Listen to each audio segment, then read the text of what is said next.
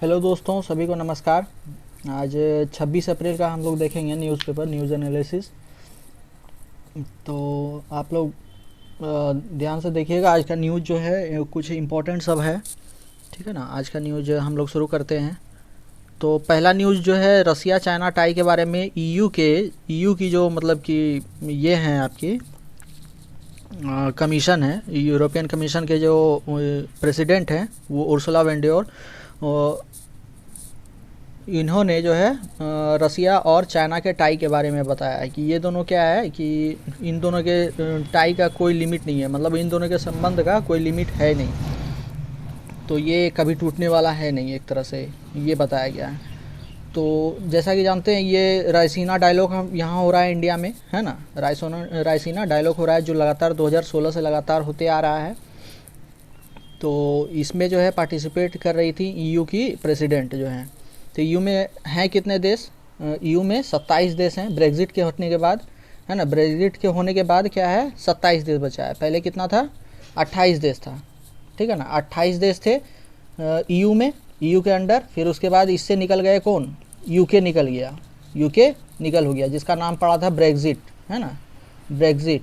तो ब्रेग्जिट हो जाने के बाद क्या हो गया, टोटल आपका ईयू में अब कितने रह गए? 27 देश, ठीक है ना, 27 देश रह गए हैं।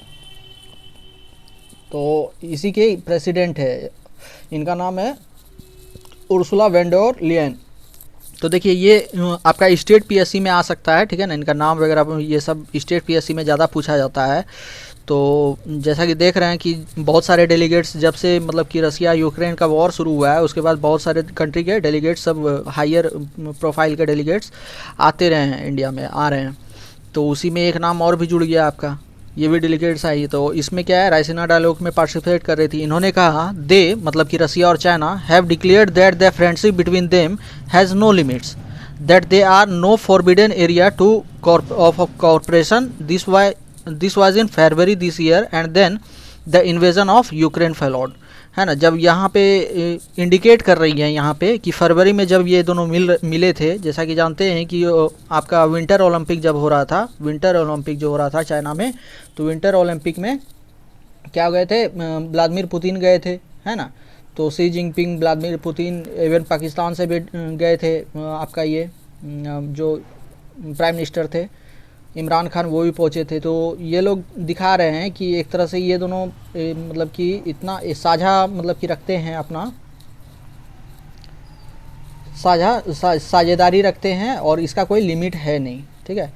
और इसलिए कहा जा रहा है कि इसके बाद ही यूक्रेन वाला वॉर शुरू हुआ था। What can we expect from the new international relation that both have called for, ठीक है ना। मतलब कि इन दोनों के द्वारा जो है न्यू रिलेशन, इंटरनेशनल रिलेशन के बारे में जो बातचीत चल रहा है, बस उसी के बारे में बताया जा रहा है। और ऐसे वर्तमान में करंट रिलेशन क्या है, current relation between Russia and China is unrestrained pact, है ना, अनरिस्ट्रेंड पैक्ट। तो बताया जा रहा है कि इसमें जो है कोई भी पैक्ट जो इनका चल रहा है अनरिस्ट्रेंड है, मतलब बिना रुकावट के ये चल रहा है, ठीक है ना। और इसके बाद जो है इंडिया और ईयू के बीच में, इंडिया और यूयू के बीच में जो मतलब कि साझेदार होता है या बात होती है, जो कॉमन लिंक है जो इंडिया और यूयू के बीच में, वो बता रहे थे कि क्या है, एक डेमोक्रेसी है, ठीक है ना, और रूल ऑफ लॉ, डेमोक्रेसी। और यूएन जो है ये कह रहे थे कि डेमोक्रेसी यहाँ का, इंडिया का इतना अच्छा है कि हर एक 5 साल में चुनाव होता ही है, ठीक है ना, ये इनका कहा गया था। हालांकि देखेंगे इंडिया यू में और एक चीज़ क्या हो रहा है, फ्री ट्रेड एग्रीमेंट के भी बात हो रहा है, ठीक है ना, फ्री ट्रेड एग्रीमेंट का भी बात हो रहा है। वैसे ही यूके के साथ भी हो रहा है, एफटीए का बात हो रहा है। तो उसका मतलब कि ये अक्टूबर का, जैसे कि बोरिस जॉनसन बोल करके क्या कहते हैं, दीपावली के पहले मतलब कि कंप्लीट हो जाना चाहिए। तो ईयू के साथ भी एफटीए की बात चल रही है, ठीक है ना, तो ये भी कंप्लीट हो जाना चाहिए। तो इसके बाद जो है जैसे कि और शेयर कॉमन इंटरेस्ट जो मतलब इंडिया और ईयू के बीच में है, वो क्या है, सेफ ट्रेडिंग रूट, है ना, और सीमलेस सप्लाई चेन, और free and open Indo Pacific, free and open Indo Pacific, ये तीन चीज़ क्या है, तीन चीज़ों के बारे में चर्चा हो रही है। सेफ ट्रेडिंग रूट मतलब कि सुरक्षित आवाजाही हो सके, सप्लाई चेन जो है आपका कंटिन्यू चलता रहे बिना लेट का, और free and open Indo Pacific मतलब कि खुला और मतलब कि खुला और मुक्त व्यापार इंडो पैसिफिक में चलता रहे। ठीक है, तो इन सब बातों पे चर्चा हुआ। तो याद रखिएगा, रायसीना डायलॉग में थी प्रेसिडेंट आपकी Ursula von der Leyen EU की। तो नेक्स्ट खबर पे चलते हैं। तो सीजीआई द्वारा कहा गया है कि जम्मू एंड कश्मीर का स्पेशल स्टेटस के बारे में जो है ना, पीआईएल जो लगा हुआ है बहुत सारा, तो उसको लिस्टिंग करने के बारे में सोचा जाएगा। कब?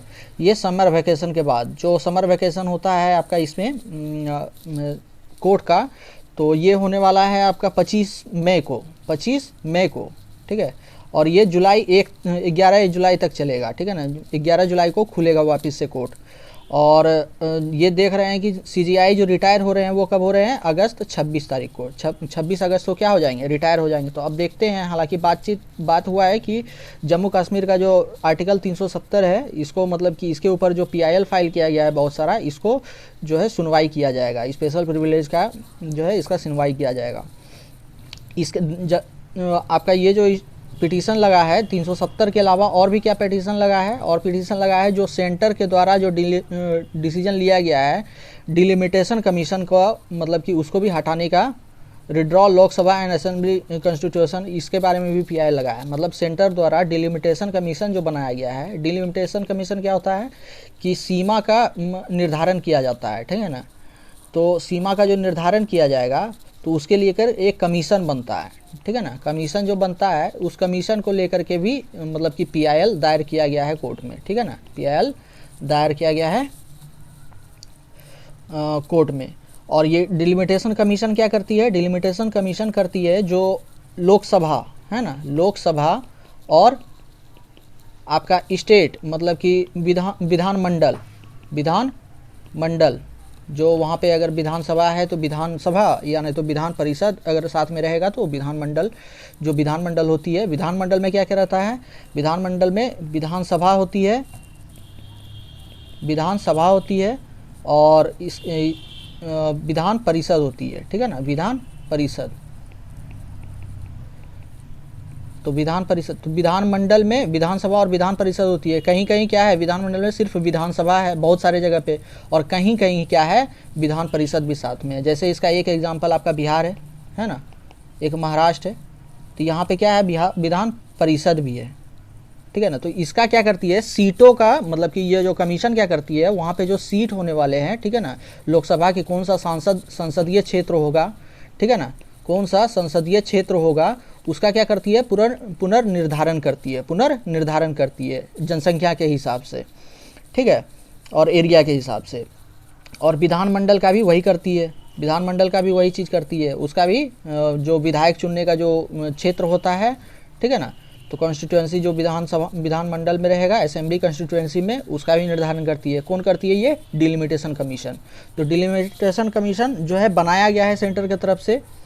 ठीक है ना, एक रिटायर्ड जस्टिस को उसमें शामिल किया गया है, और तो इसी के बारे में भी पीआईएल लगाया गया है। ठीक है, और फिर उसके बाद इसके पहले भी मतलब कि ये जो 370 मतलब आर्टिकल 370 जो जम्मू कश्मीर का है, इसको लेकर के सुनवाई का बात हुआ था। ठीक है ना, 5 जज बेंच की पीठ बैठी थी। ठीक है ना, तो उसमें रमन्ना साहब भी शामिल थे। उस टाइम में क्या थे, ये जज थे, सुप्रीम कोर्ट के जज थे। लेकिन 2000 में क्या हो गया, रिफ्यूज़ कर दिया गया to refer the petition to larger bench, मतलब कि 5 जज बेंच से ज़्यादा का बेंच बैठाने की ज़रूरत पड़ी थी के बारे में बताया गया था कि उससे ज़्यादा के बैठक में मतलब कि 5 से ज़्यादा जज की बेंच में इसकी सुनवाई की जाएगी।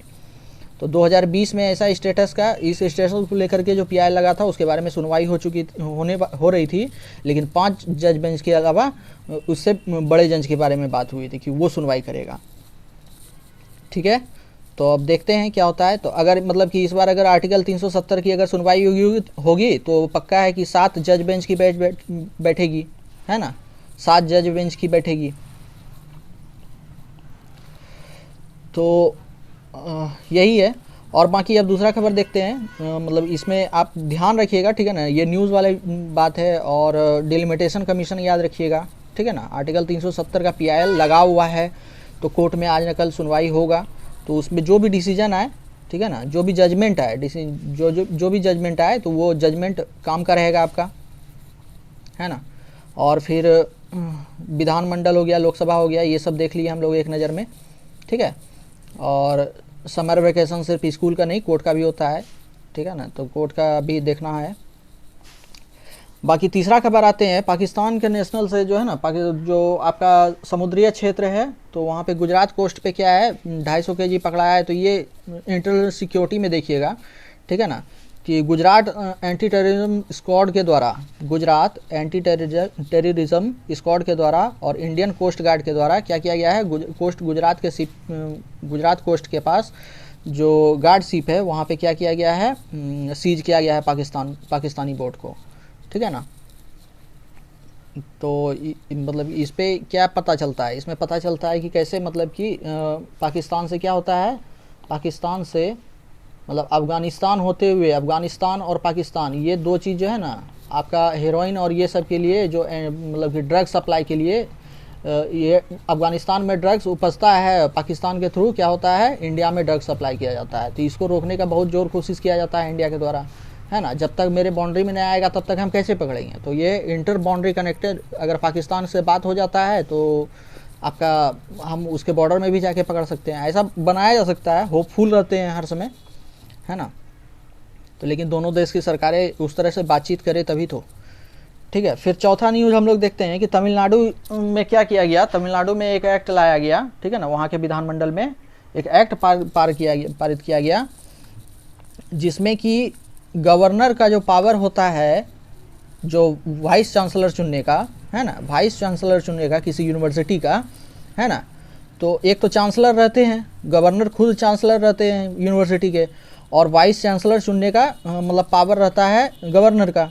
लेकिन अब ये पावर किसके हैंड में आ गया, तमिलनाडु के असेंबली में जो पास किया जा रहा है बिल, तो वो गवर्नमेंट के हाथ में आ जाएगा। किसके हाथ में आ जाएगा, गवर्नमेंट के हाथ में आ जाएगा। तो आप उसके ऊपर सिग्नेचर भी अभी पहले गवर्नर को ही करना है, ठीक है ना। तो देखते हैं अभी क्या होगा, मतलब कि गवर्नर से आप शक्ति छीन रहे हैं और उसके लिए बिल पास किए हैं, और बिल पास जो किए हैं तो उसका सिग्नेचर भी किसको चाहिए, गवर्नर का ही चाहिए। तो देखते हैं अभी, तो ये मतलब देखने से लग रहा है कि इंटरेस्टिंग होगा। बाकी देखते हैं, currently the governor who is also the chancellor of state university appoint, मतलब स्टेट यूनिवर्सिटी का चांसलर होते हैं, ठीक है ना। याद रखिएगा, स्टेट में जो यूनिवर्सिटी होती है स्टेट की, ठीक है ना, तो उसके चांसलर होते हैं, ना कि सेंट्रल यूनिवर्सिटी के। सेंट्रल यूनिवर्सिटी के चांसलर कौन हो गए, राष्ट्रपति जी हो गए, ठीक है ना।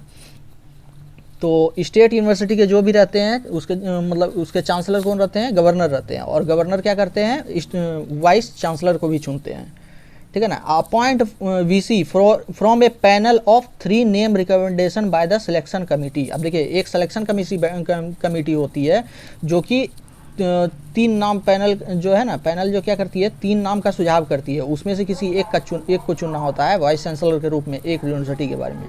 लेकिन आजकल क्या हो रहा है कि मतलब कि डायरेक्ट चुना जा रहा है, तो इसलिए जो डायरेक्ट जो चुना जा रहा है ना, तो इसी पे मतलब कि आपका संघवाद का एक तरह से देख रहे हैं कि संघवाद का एक तरह से उल्लंघन हो रहा है, मतलब कि संघवाद कमज़ोर पड़ रही है ना। तो ये संघवाद का आपका सिलेबस में भी है।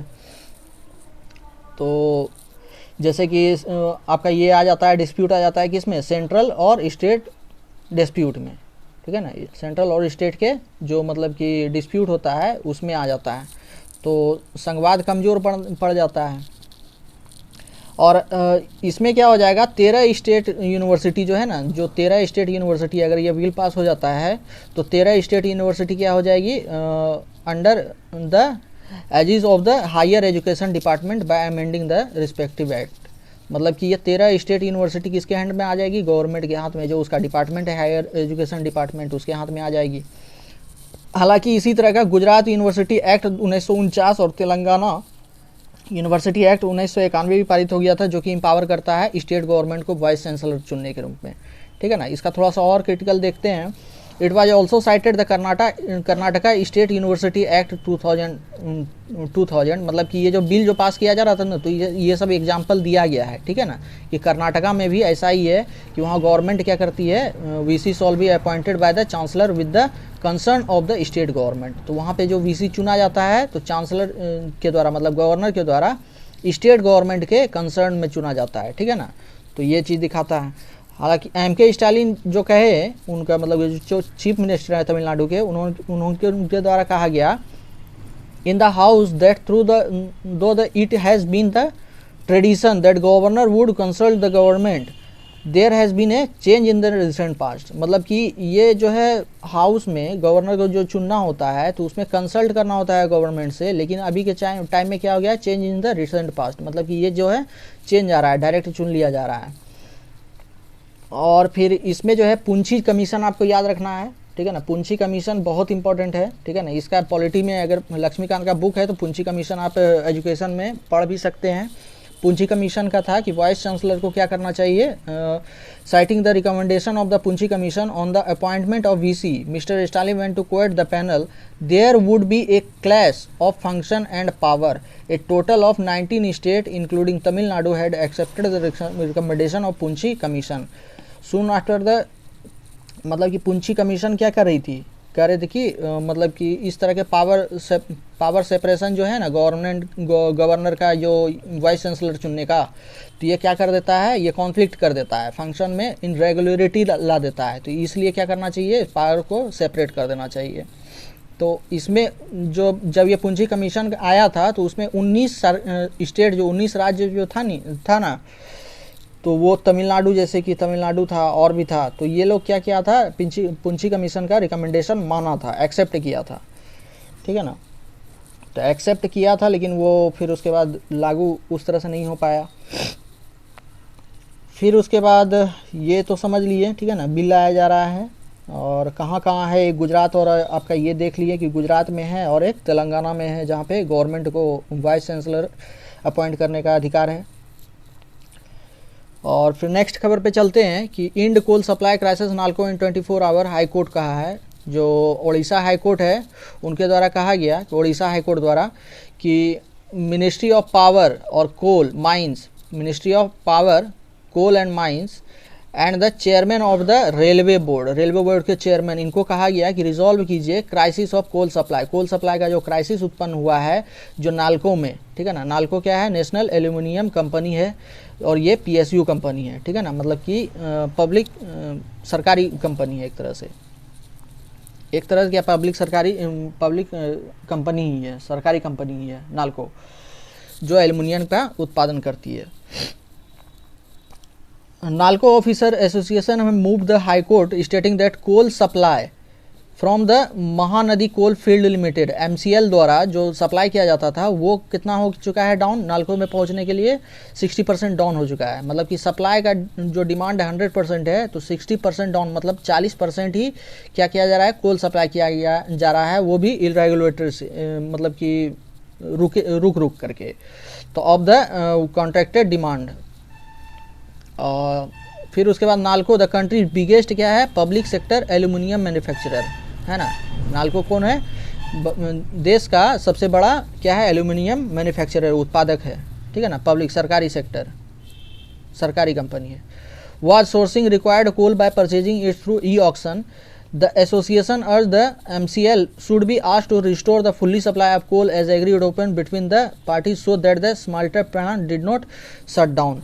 मतलब ये ऑक्शन जब हुआ था तो उसमें क्या किया गया था, नालको द्वारा MCL से कोयला खरीदा गया था, लेकिन उसमें जो सप्लाई करने का जो एग्रीमेंट हुआ था वो पूरा नहीं हो पा रहा है। इस कारण से आपका नालको चली गई कहाँ, कोर्ट में चली गई, और कोर्ट उसको बोला है कि आप सप्लाई उसको दीजिए, ठीक है ना।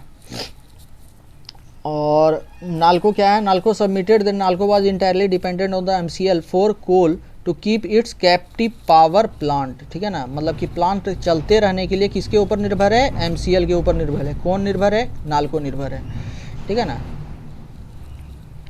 और अगर नहीं पहुंचा तो क्या हो जाएगा, बंद एक तरह से हो जाएगा, ठीक है ना। तो इस चीज़ को ध्यान में रखना है। तो नालको वाला हाईकोर्ट में पहुंचा तो वहाँ पे भी हुआ है, ठीक है ना, डायरेक्शन दिया गया है, पहुँचाइए कोयला।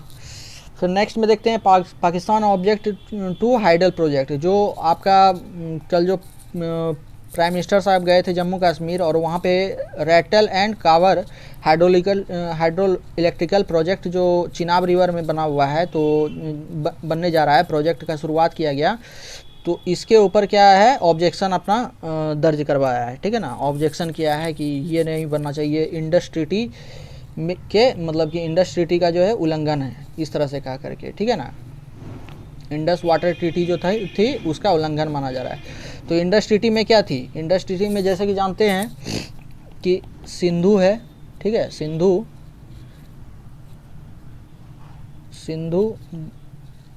एक सेकेंड झेलम, चिनाब, रावी, सतलुज, व्यास, है ना। तो ये 3 है जो इंडिया के मतलब कि काम का है, और ये 3 है जो पाकिस्तान मतलब इस पे काम कर सकता है। तो ये बन किस पे रहा है, Ratle and Kwar hydroelectrical project Chenab river, ठीक है ना, चिनाब पे बन रहा है, ठीक है ना, चिनाब पे बन रहा है, इसलिए ये मतलब कि इंडस वाटर ट्रीटी का उल्लंघन बताया जा रहा है। हालांकि मतलब कि देखा जाए तो ठीक है, हम उसका उपयोग नहीं कर रहे हैं, इरिगेशन के लिए उपयोग नहीं कर रहे हैं, हम प्रोजेक्ट बना रहे हैं जो कि आपका ये करेगा, एनर्जी जनरेट करेगा, ठीक है ना। तो इंडस वाटर ट्रीटी है, ये कब हुई थी, 19 सितंबर 1960 में जो है ये ट्रीटी साइन किया गया था पाकिस्तान और इंडिया के बीच में, किसके थ्रू, वर्ल्ड बैंक, मतलब कि वर्ल्ड बैंक के थ्रू। और ये नेगोशिएशन कब तक चला था, ये 8 साल से नेगोशिएशन करने का कोशिश किया जा रहा था, तब 1960 में जाकर के सिग्नेचर हुआ था, ठीक है ना। तो यहाँ देख लेना है, तो ये आपका एरिया जो है ये आपका सिंधु हो गया, ठीक है ना, ये झेलम हो गया, चिनाब हो गया, और यहीं पे बन रहा है आपका ये क्वार हाइड्रो इलेक्ट्रिकल प्रोजेक्ट, ये रावी हो गया,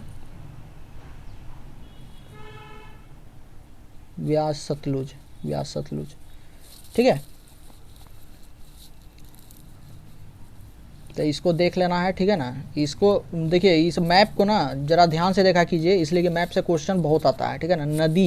नदी से बहुत क्वेश्चन आता है। एक पूछा है पिछले साल में यूपीएससी का क्वेश्चन था कि कौन सी नदी है जो कि डायरेक्ट मतलब सिंधु में जाकर के मिलती है, ठीक है ना, कौन सी नदी है जो कि डायरेक्ट सिंधु में जाकर के मिलती है।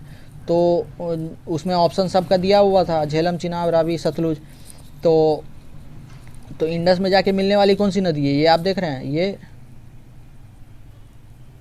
है ना सतलुज। व्यास इसमें आकर के मिल रहा है, रावी यहाँ आकर के मिल रहा है चिनाब में, चिनाब भी आकर के किस में मिल रहा है, सतलुज में मिल रहा है। और झेलम किस में मिल रहा है, चिनाब में मिल रहा है। सतलुज क्या थी, डायरेक्ट थी, जो कि इंडस में मिलती है, ठीक है ना। तो इस तरह से क्वेश्चन आ जाता है, ये पिछले साल का क्वेश्चन आपको बताएं।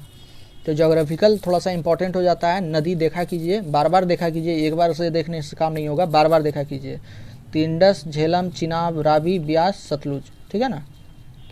तो ब्रह्मपुत्रा में भी ऐसे ही याद रखिए, गंगा नदी में भी ऐसे ही याद रखिए, एक एक करके बार बार पढ़ते रहिएगा, रिवीजन करते रहिएगा, याद हो जाएगा। फिर नेक्स्ट खबर देखते हैं कि supreme court 6 step for children on street, जो स्ट्रीट पे जो फुटपाथ पे रहते हैं बच्चे, उनके वेलफेयर के लिए क्या किया जाए, मतलब कि जो है आपका जो एक्ट लाने या पॉलिसी लाने के बारे में सुप्रीम कोर्ट जो है सभी स्टेट और यूनियन टेरिटरी को लताड़ी है, मतलब बोल रही है कि कब तक आप लाइएगा, मतलब कि आप एक पॉलिसी लाइए, नहीं तो क्या कीजिए, नहीं तो national commission NCPCR, national commission for protection of child right, इसके द्वारा जो एक फ्रेमवर्क तैयार किया गया है जिसका नाम है standard operation procedure for care and protection of children in street situation 2.0, ठीक है ना, लंबा चौड़ा नाम है। Standard of operation procedure SOP तो हो ही गया, और पूरा नाम इसका procedure for standing operating procedure for care and protection of children in street situation 2.0।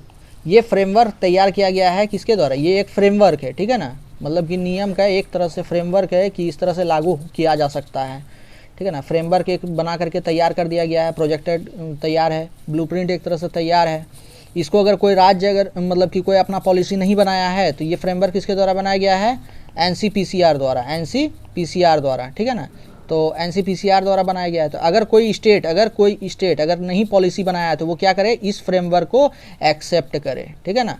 और एक्सेप्ट करे, अगर नहीं एक्सेप्ट मतलब कि जब तक आप पॉलिसी नहीं बना लेते हैं तब तक आप इस फ्रेमवर्क को एक्सेप्ट कीजिए। अगर पॉलिसी बना लेते हैं तो अच्छा बात है, लेकिन आपको एट प्रेजेंट आपको फ्रेमवर्क एक्सेप्ट करना होगा। इसमें आप कुछ सुधार करवा सकते हैं, ठीक है ना। ये फ्रेमवर्क को अपने एरिया के हिसाब से NCPCR में जा करके अपना ज्योग्राफिकल कंडीशन बता करके, अपना जो है एडमिनिस्ट्रेटिव कंडीशन बता करके क्या कर सकते हैं, सुधार कर सकते हैं या चेंजिंग करवा सकते हैं, अमेंडमेंट करवा करके। लेकिन आपको ये इस फ्रेमवर्क को लागू करना होगा, ठीक है ना। ऐसा सुप्रीम कोर्ट का आदेश आया है। तो ये जो है मतलब कि मिनिस्ट्री ऑफ NCPCR किस में आती है, ministry of women and child development में, ठीक है ना। Ministry of women and child development में आती है। और NCPCR जो लागू किया गया है, किसके थ्रू लागू किया गया है, किस एक्ट के द्वारा, protection of child right act 2005 के द्वारा लागू किया गया था, ठीक है। तो इसका कमीशन बनाया गया था, ठीक है। तो ये हो गया आपका। तो इसी यहाँ पे आप समझ गए कि किस तरह से क्या होगा। और बाकी कुछ डेटा दिया हुआ है कि there were about 1.5 million children, only 70,000 children were identified. Ask your of मतलब कि ये पूछा गया था, ठीक है ना, कि आपका जो है children could not made a suffer for delay the part of the state of union territory for the rehabilitation policy. तो रिहेबिलिटेशन पॉलिसी के लिए क्या होगा, मतलब कि कहा गया है कोर्ट द्वारा कहा गया कि रिहेबिलिटेशन पॉलिसी जो है सरकार के द्वारा अगर लेट किया जा रहा है, ठीक है ना, सरकार के स्टेट सरकार, राज्य सरकार या फिर यूटी द्वारा लेट किया जा रहा है उस पॉलिसी लाने में, तो उससे क्या होगा, सफ़र कर जाता है, बच्चा सफ़र कर रहा है, बच्चे सफ़र कर रहे हैं। तो जैसे कि यहाँ पे डेटा दिया हुआ है कि 1.5 मिलियन मतलब 15 लाख बच्चे में से मात्र 17,000 बच्चों का रिहेबिलिटेट किया गया है। मतलब कि उनको जो है फुटपाथ पे उससे उठा करके क्या किया गया है, आपका जो सहायता किया गया है, ठीक है ना, वहाँ से हटाकर शेल्टर होम में रखा गया है। तो और बहुत जगह मात्र सरकार जो क्या है सिर्फ पॉलिसी लाने के लेट जो कर रही है, इसके वजह से बहुत सारे बच्चे बचे हुए हैं, ठीक है। तो ये हो गया आपका, ठीक है, ये कंप्लीट हो गया ये वाला न्यूज़। अब देखते हैं नेक्स्ट न्यूज़ जो है, ये एक रिपोर्ट आया है, ठीक है ना, एक रिपोर्ट आया है United state commission on international religious freedom का रिपोर्ट है, ठीक है ना, 2021 का ये रिपोर्ट है, United state commission on international religious freedom report, ठीक है। इस रिपोर्ट को जो जारी करती है यूनाइटेड स्टेट ही जारी करती है, ठीक है ना। इस रिपोर्ट को यूनाइटेड स्टेट जारी की है। इसमें इंडिया को रखा गया है किस कैटेगरी में, country of particular concern, country of particular concern. कुछ कंसर्न की रखाती है, कंट्री ऑफ कंसर्न रखाती है, कंट्री ऑफ पर्टिकुलर कंसर्न हो गया, थोड़ा सा उससे ज़्यादा मजबूत हो गया, तो ये रखा ही है। इसमें क्या कहा गया है कि जो कंडीशन जो इंडिया का है सिग्निफिकेंटली वर्सन है किसमें, आपका रिलीजियस फ्रीडम में। तो ये तो देखिए, एक तो ये किसी मतलब कि संस्था का नहीं है, यूनाइटेड नेशन का रिपोर्ट है नहीं, ये यूएस का रिपोर्ट है, ठीक है ना। तो ये रिपोर्ट को हम भले देख लेंगे, लेकिन इसको देखिएगा कल के न्यूज़ में आएगा कि आपका मिनिस्ट्री ऑफ होम अफेयर्स हो या फिर आपका मिनिस्ट्री ऑफ माइनॉरिटी हो, किसी की तरफ से कंडेम किया जाएगा इस रिपोर्ट को, ठीक है ना। इवन जो है इसके पहले जो रिपोर्ट को जयशंकर साहब मिनिस्ट्री ऑफ एक्सटर्नल अफेयर्स है, वो इस रिपोर्ट को क्या कर चुके हैं, और ऑर्गेनाइजेशन ऑफ पर्टिकुलर कंसर्न, ठीक है ना, इसको 2020 में कह चुके हैं। USCRF का जो रिपोर्ट आता है उनको कह चुके हैं ऑर्गेनाइजेशन ऑफ पर्टिकुलर कंसर्न, मतलब उसका ये नहीं देते हैं, उनको एक्सेप्ट नहीं करते हैं हम लोग, ठीक है ना। तो इस जो कैटेगरी है इसका आपका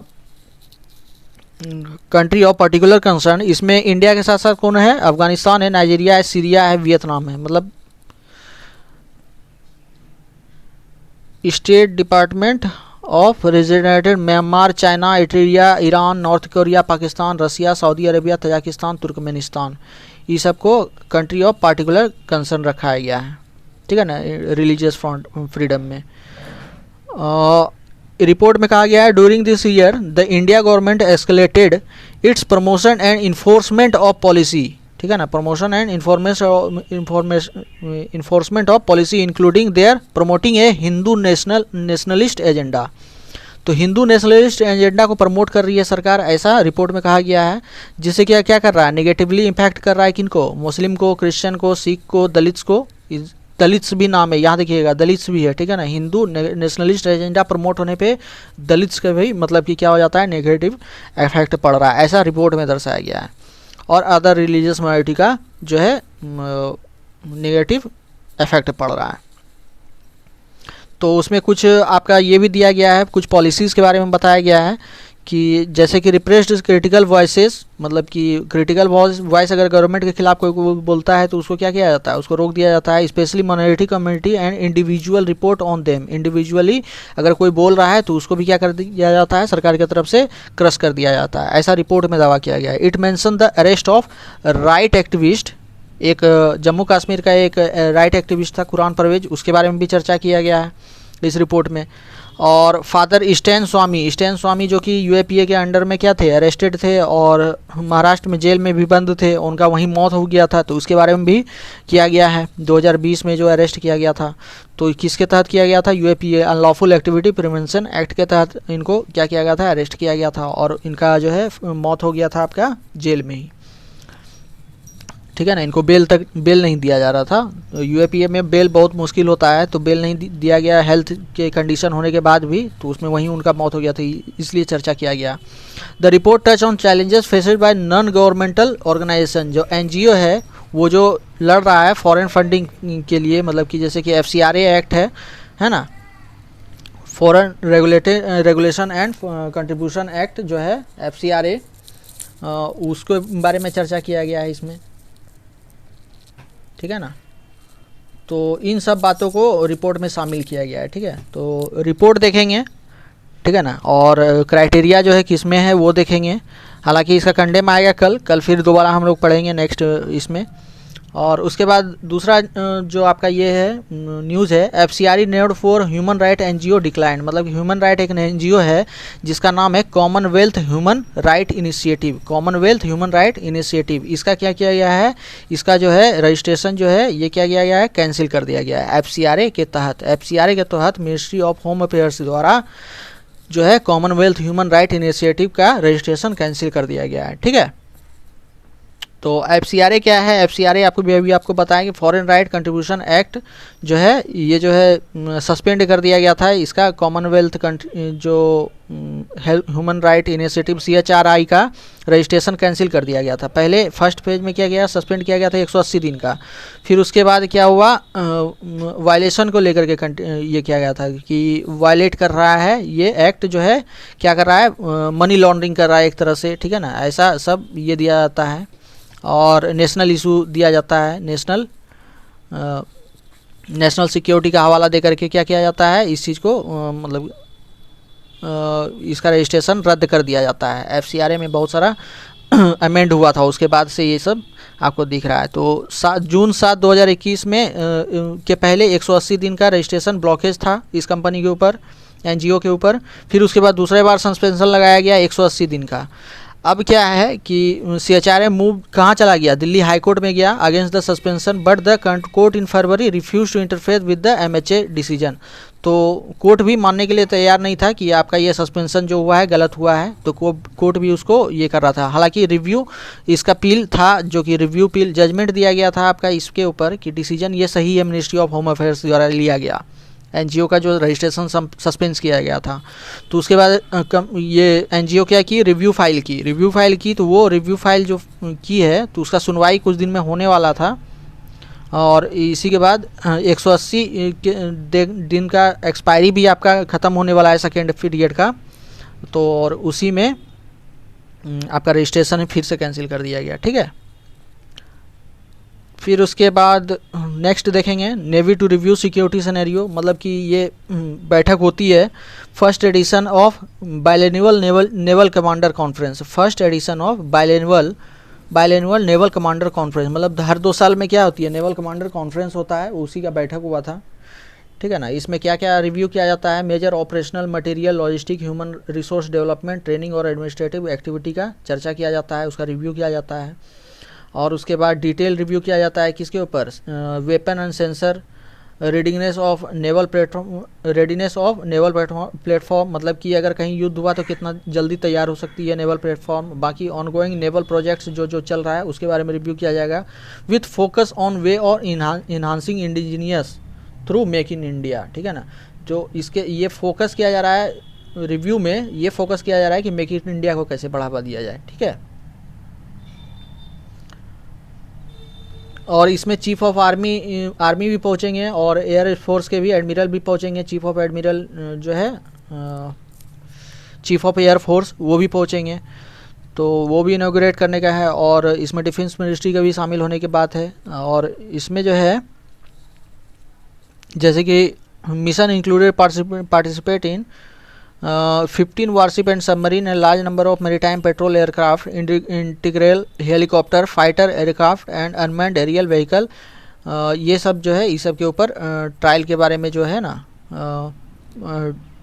जो प्रैक्टिस है या फिर और कुछ है ये सब का रिव्यू किया जाएगा। ठीक है,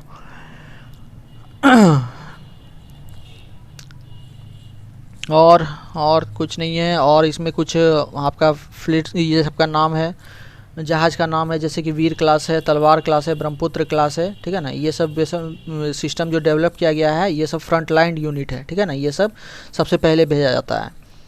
ठीक है ना, अगर कहीं प्रॉब्लम हो तो वीर क्लास, तलवार क्लास, ब्रह्मपुत्र क्लास ये लोग को, जैसे कि ऑयल स्पिल कर जाता है कहीं समुद्र में, ठीक है ना, जहाज़ का में कहीं बड़ा छेद हो गया तो उसका जो है बचाव के लिए बचाव दल जो जाता है उसमें से यही क्लास में सबसे जाता है। वीर क्लास, तलवार क्लास, ब्रह्मपुत्र क्लास ये सबको भेजा जाता है। तो इसी सब के बारे में चर्चा होगी। ठीक है, फिर उसके बाद देखते हैं इससे ज़्यादा इम्पोर्टेंट खबर ये है कि नेक्स्ट खबर है India third highest military spender. ठीक है ना, सिपरी का रिपोर्ट आया है। सिपरी क्या है? सिपरी जो है आपका Stockholm international Peace Research institute है। Stockholm international Peace Research Institute SIPRI है। ठीक है ना, तो सिपरी का रिपोर्ट आया है 2021 का।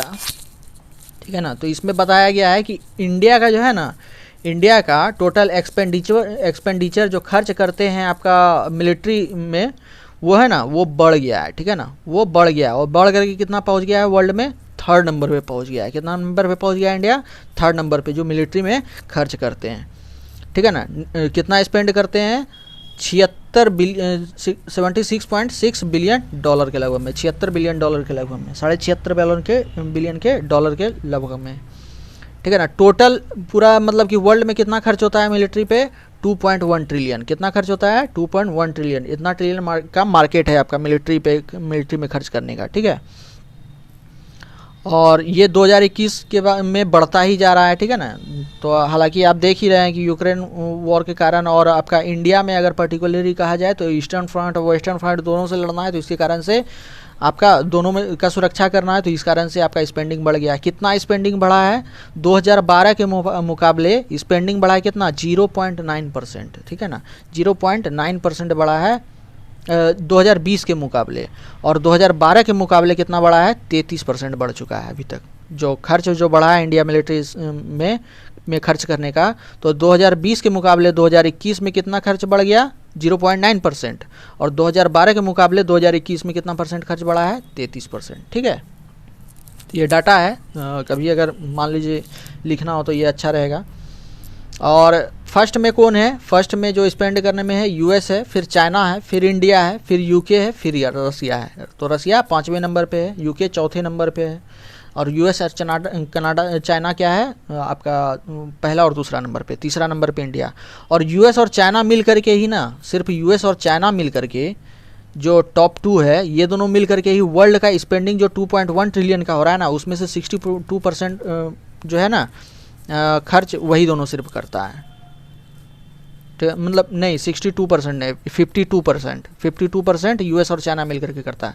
62% मतलब कि ये ऊपर का 5 देश मिल करके करते हैं। ठीक है, तो यूएस और चाइना मतलब कि अकेला ही 52%, अब मतलब 2.1 ट्रिलियन में मतलब 52% मतलब कि 1 ट्रिलियन से भी ज़्यादा। ठीक है ना, 1 ट्रिलियन से भी ज़्यादा ये दोनों खर्च करते हैं, यूएस और चाइना खर्च करते हैं। ठीक है, इंडिया का हो गया।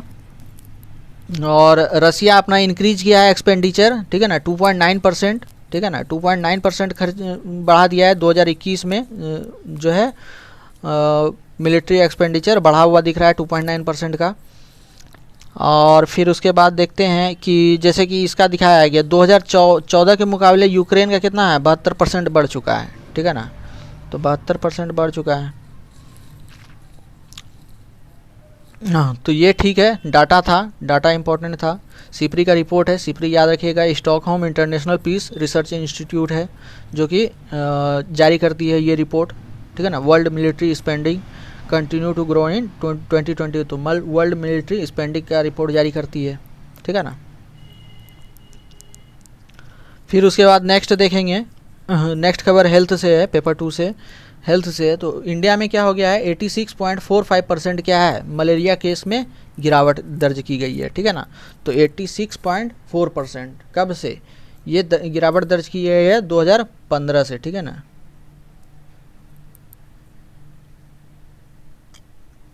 और जो है एक आपका ये टारगेट बनता है, ठीक है ना, हेल्थ मिनिस्ट्री के द्वारा जो क्या है एक प्लान लाया गया था जो कि गोल ऑफ एलिमिनेशन है 2030 तक का, ठीक है ना। 2030 में क्या करना है, जीरो एकदम कर लेना है, जीरो मलेरिया कर लेना है, ठीक है, मलेरिया का कोई भी रिपोर्ट नहीं हो।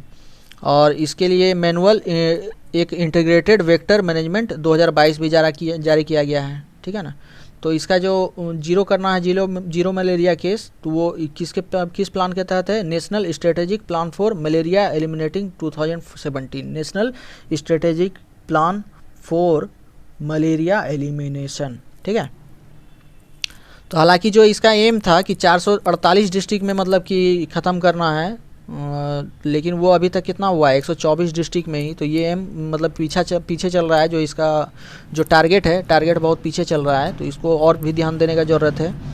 तो 124 जो ज़िला है उसमें क्या हो गया है, जीरो मलेरिया केस हो गया है, ठीक है ना। और ये जो 2017 का जो मतलब ये प्लान लाया गया था, national strategic plan for malaria elimination, ये लाया गया था कि 448 डिस्ट्रिक्ट में क्या करना है, इसको डिक्लेयर करना है मलेरिया फ्री, ठीक है। और इंटीग्रेटेड वेक्टर मैनेजमेंट क्या है ये आप देख लीजिए। तो इवैल्यूएशन द एफिशिएंसी ऑफ मतलब participatory learning with the community, समुदायों से मतलब कि जानकारी इकट्ठा की जाएगी कि व्हाट इज़ वर्किंग, क्या काम करता है, व्हाट इज कौन क्या चीज़ काम नहीं करता है। फिर बाकी उसके बाद इसका एवैल्यूएशन किया जाएगा, फिर अप्लाई किया जाएगा फुल रेंज ऑफ इंटरवेंशन, मतलब बड़े जगह पे अप्लाई किया जाएगा। Change strategy if you need to, अगर किसी तरह का बदलाव चाहिए वो भी किया जाएगा।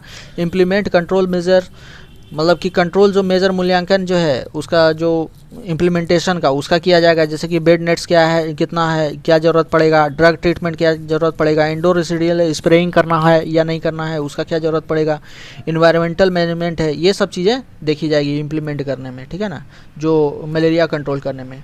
फिर उसके बाद अगर कहीं हो गया तो क्या किया जाएगा, टेस्ट किया जाएगा, people for malaria, measure the mosquito population, ये भी सब भी देखा जाएगा, ठीक है ना।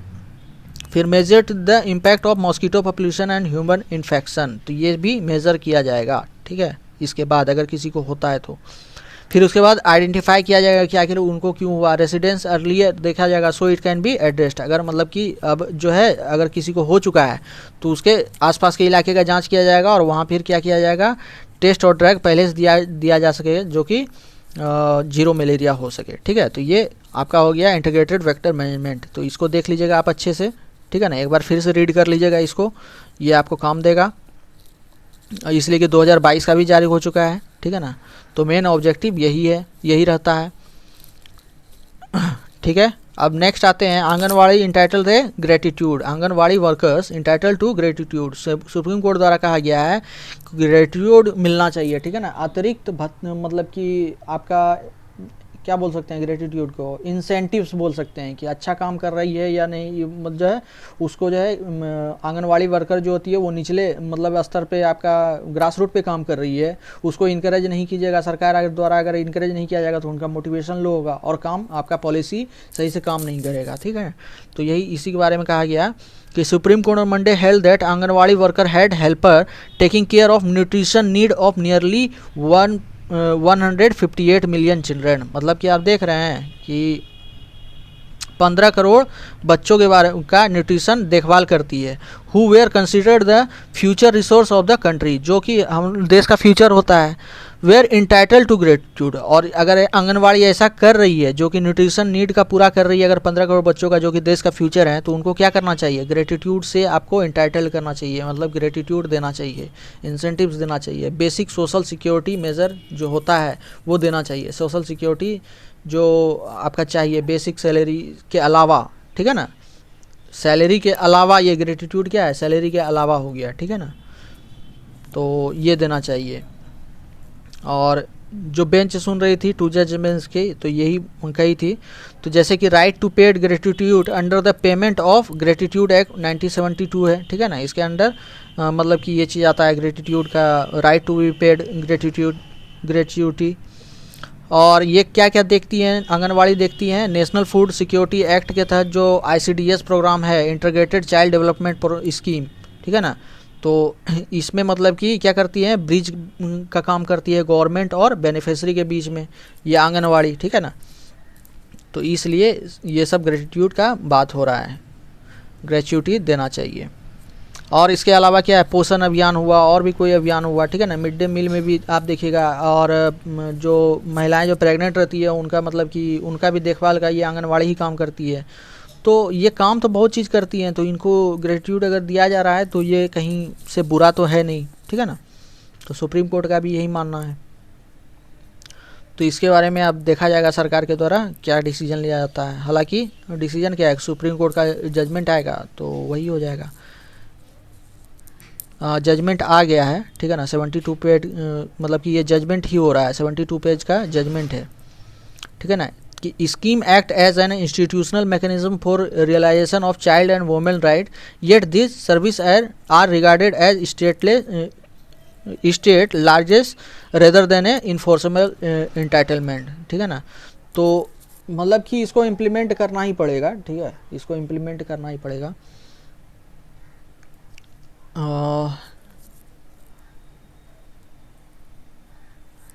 ठीक है, फिर इसका देखते हैं अब सरकार मतलब कि कितना ग्रेच्युटी देगी या नहीं देगी, इसके बारे में देखा जाएगा। मतलब देगी नहीं देगी तो अब कोई सवाल ही नहीं, सुप्रीम कोर्ट का जब डिसीजन आ गया तो।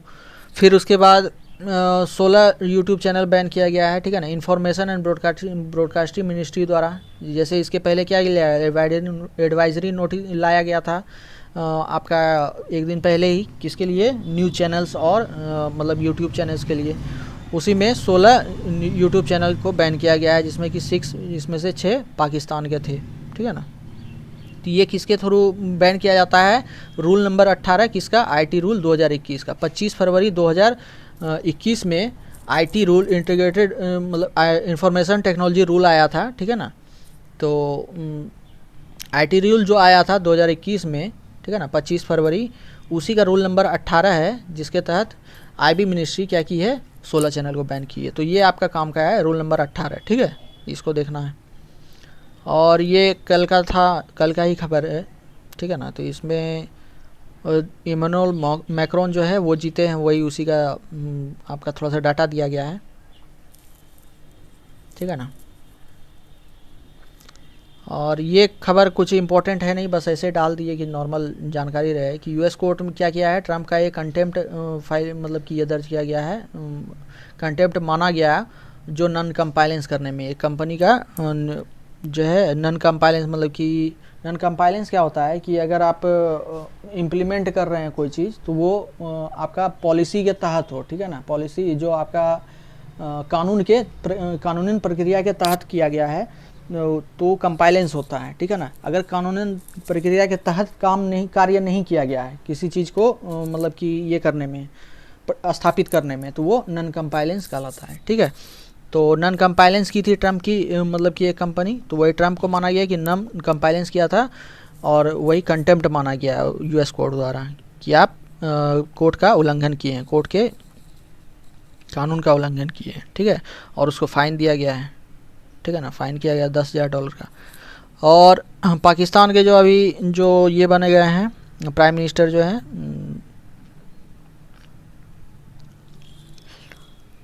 पाकिस्तान के जो पूर्व प्रधानमंत्री थे नवाज शरीफ, उनको क्या दिया गया है, पासपोर्ट, एक सेकेंड,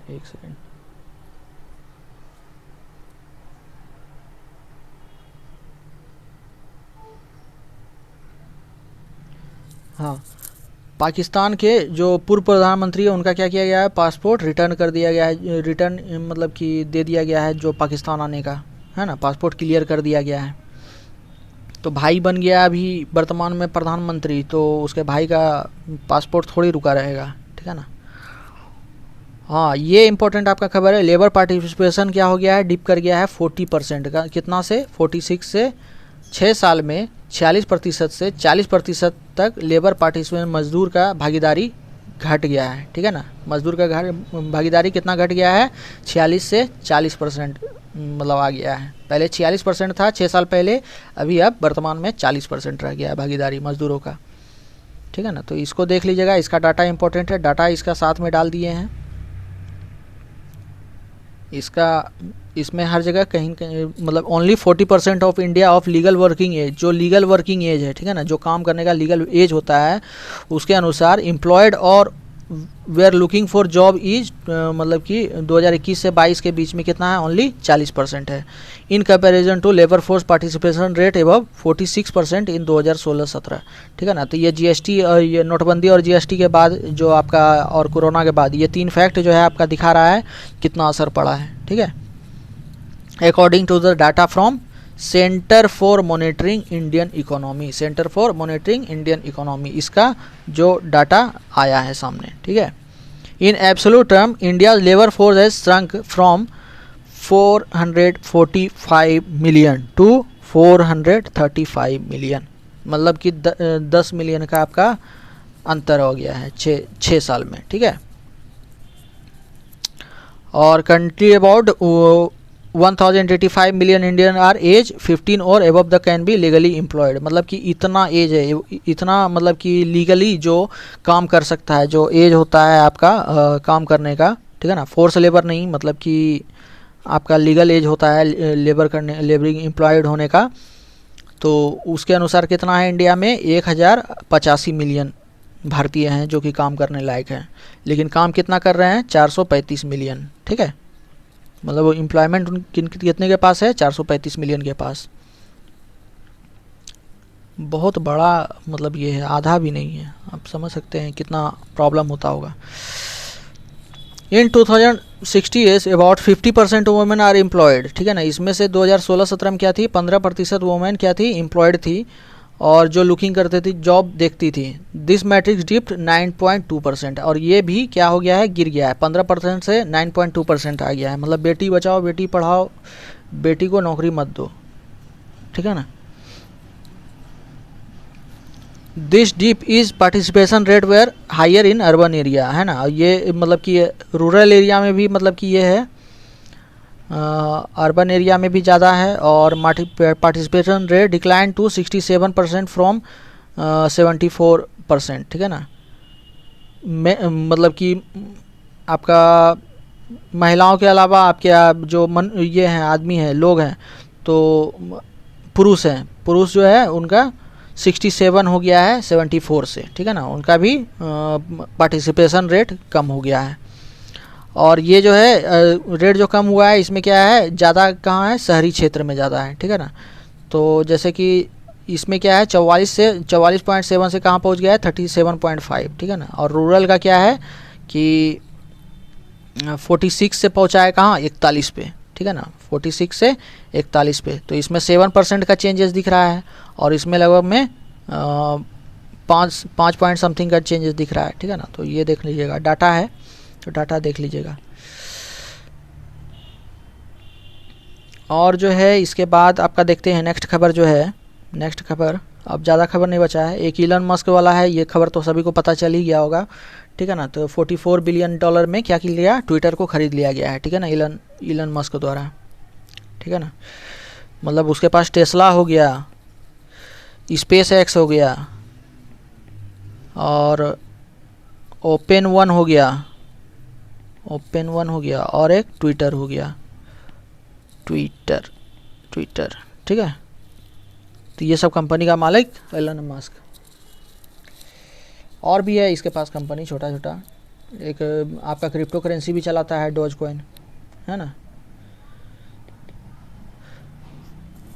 तो ये सब हो गया, ये खबर तो पहुंच गया है। India Russian oil import in 2 months exceeded twice 2021 total. जब जितना 2021 में मंगवाते थे तेल, जितना 2021 में तेल आया था रसिया से, वो अभी मात्र 2 महीने में ही क्या हो गया है, मार्च से लेकर के अप्रैल के महीने में ही उसको क्रॉस करके डबल हो गया है, ठीक है ना, क्रॉस करके डबल हो गया है। तो हम लोग 16 मिलियन मंगवाए थे आपका ये 16 मिलियन बैरल मंगवाए थे 2021 में, लेकिन यही अभी 24 फरवरी के बाद से कितना आ गया है, 40 मिलियन बैरल, ठीक है ना। तो ये बढ़ गया है, तो बढ़ा भी तो ज़्यादा नहीं बढ़ा है, ठीक है ना। तो 40 मिलियन कोई इंपॉर्टेंट नहीं रखता है, वही है 1.1% के लगभग में आसपास में, मतलब कि इंपोर्ट करते हैं रसिया से ऑयल। मतलब कुल ऑयल का, कुल टोटल जो ऑयल लेना है उसमें से मात्र 1% के आसपास हम लोग ख़रीदारी करते हैं रसिया से। वो भी किसके लिए, वो एनर्जी सिक्योरिटी के लिए, एनर्जी सिक्योरिटी के लिए, ठीक है ना। एनर्जी सिक्योरिटी का मतलब क्या है, एनर्जी सिक्योरिटी का मतलब है कि हम सिर्फ एक ही देश पे डिपेंडेंट नहीं होंगे तेल के लिए, ठीक है ना। हम एक ही देश पे नहीं, या तो यूएसए हो, या सऊदी अरेबिया हो, या फिर आपका यमन हो, ठीक है ना, तो या फिर आपका यहाँ रसिया हो, तो हम किसी एक पे नहीं डिपेंडेंट रहेंगे। एनर्जी सिक्योरिटी यही होता है, ठीक है ना। एनर्जी सिक्योरिटी, हम किसी एक देश पे डिपेंडेंट नहीं रहेंगे, हम कहीं से भी ले सकते हैं। हम मेरा जो सोवरेनिटी संप्रभुता है, हम कहीं से भी ट्रेड भी कर सकते हैं, ट्रेड में भी संप्रभुता है, ठीक है ना। तो यही खबर है। जैसे कि आपका इंपोर्ट कौन है, आईओसी, एचपीसीएल, बीपीसीएल, ये सब इंपोर्ट करती है। अकेले रिलायंस क्या किया है, 15 मिलियन बैरल लिया है। मतलब कि सोचिए 2021 में जो पूरा सब मिल करके लिया था 15 मिलियन बैरल अकेले रिलायंस खरीद लिया है रसिया से। तेल मतलब बहुत कम दाम में आ रहा है ना, बहुत कम दाम में आ रहा है। हर दिन क्या चाहिए, 85 मतलब कि 5 मिलियन बैरल चाहिए पर डे। इंडिया का जो कंज्यूमिंग ये है पैटर्न है, हर दिन हम लोगों को 5 मिलियन बैरल चाहिए। और टोटल क्रूड ऑयल कितना इंपोर्ट करते हैं, 85% हम लोग इंपोर्ट करते हैं, ठीक है ना।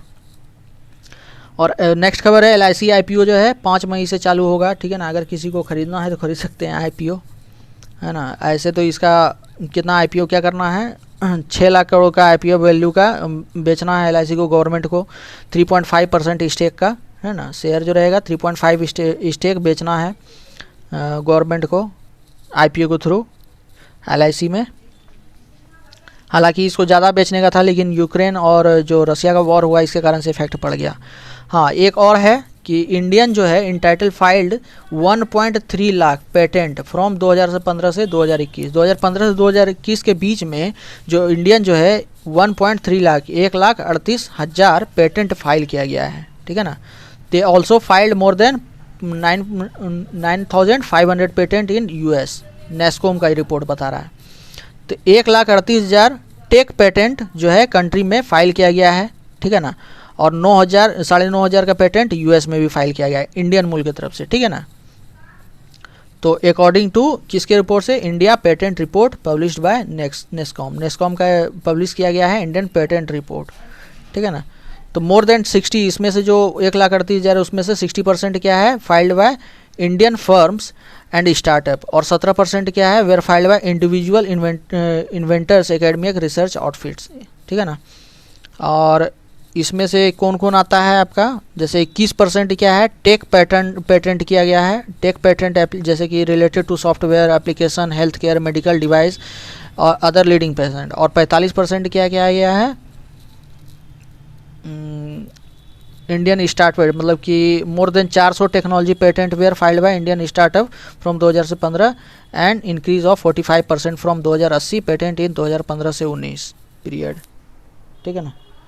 तो मेन जो फाइल किया गया है सॉफ्टवेयर रिलेटेड एरिया में फाइल किया गया है, मेडिकल डिवाइसेस में बहुत सारा अभी कोरोना के समय में बना था वो भी फाइल किया गया है। और पूर्व जो गवर्नर रह चुके हैं रघुराम राजन, उनके द्वारा कहा गया है कि अगर इन्फ्लेशन रेट अगर बढ़ाया जाए, इन्फ्लेशन रेट अगर है, इन्फ्लेशन रेट हाई है, उसके बाद भी अगर आप पॉलिसी रेट में अगर चेंज करते हैं, जो इंटरेस्ट रेट में अगर बढ़ाते हैं, ठीक है ना, तो वो एंटी नेशनल नहीं होगा, ठीक है ना, ऐसा कहा गया है। Rising interest rate to address inflation should not be considered at anti national activity by politician and bureaucrats, ठीक है ना। ये कहा गया कि अगर इंटरेस्ट रेट अगर बढ़ाते हैं तो ये जो है ना मतलब कि इन्फ्लेशन को कम करने के लिए इंटरेस्ट रेट अगर बढ़ा रहे हैं तो ये कोई एंटी नेशनल सेंटीमेंट नहीं है, ऐसा उनके द्वारा कहा गया है। तो जैसे कि इन्फ्लेशन रेट अभी क्या है, अभी आपका रिटेल इन्फ्लेशन रेट क्या है, चल रहा है 17 मंथ का हाई चल रहा है, 6.95 चल रहा है। बाकी देख रहे हैं होलसेल प्राइस बेस जो है इन्फ्लेशन क्या हो गया है, 40.55% पहुंच गया है। ये बहुत हाई होता है, ठीक है ना। आरबीआई का मैंडेटरी है कि 4 ±2 होना चाहिए। 4 प्लस रिटेल इन्फ्लेशन रेट क्या होना चाहिए, 4 ±2, मतलब कि या तो 2 रहेगा कम से कम, या फिर 4 रहेगा, या फिर 6 रहेगा, मतलब कि इस 2 से 6 के बीच में ही रहना है। लेकिन एक्सीड कर गया, 6.95 हो गया, ठीक है ना, तो ये एक्सीड कर गया, ठीक है ना। तो सरकार मतलब कि आरबीआई को क्या करना पड़ेगा, सरकार को लिखित जवाब देना होगा। लेकिन पिछले साल क्या की सरकार जो है थोड़ा सा ईज कर दी इस चीज़ को कि अच्छा ठीक है, आप देख लीजिए, ग्रोथ को ध्यान में रखते हुए इन्फ्लेशन जो होगा ग्रोथ को ध्यान में रखना है, तो ऐसा कहा गया, ठीक है ना। तो इतना इन्फ्लेशन हो जाने के बाद ग्रोथ भी कैसे हो पाएगा। तो जैसे इन्होंने अपना एग्जांपल दिया कि 2013 में जब ये 3 टर्म के आरबीआई गवर्नर थे तो उस टाइम में भी क्या था, इन्फ्लेशन रेट 9.5% पहुंच गया था। तो आरबीआई क्या किया, रेपो रेट को क्या किया, 7.25 से उसको क्या कर दिया गया, 8% किया गया, मतलब कि 75.75 बेसिस पॉइंट का बढ़ोतरी किया गया। तो इन्फ्लेशन इसी तरह से क्या हो गया, रेपो रेट के कारण मतलब कि बढ़ाने के कारण 150 बेसिस पॉइंट 6.5% पे आ गया था। 7.25 से मतलब कि 9.5 से 6.5 पे आ गया था, ठीक है ना। तो इस तरह से आपका किया जा सकता है, ऐसा उन्होंने दिया है, ठीक है। तो आज का ये आपका करंट अफेयर्स ख़त्म होता है, ठीक है ना। इसको आप देख लीजिएगा, हम इसको सेंड कर देते हैं आपका, ठीक है। तो इसको शेयर कीजिए दोस्तों, शेयर कीजिए, लाइक कीजिए, कमेंट कीजिए। बाकी आपका हिस्ट्री का क्लास आपको मिल जाएगा अभी थोड़ा देर में, ठीक है। चलिए फिर थैंक यू।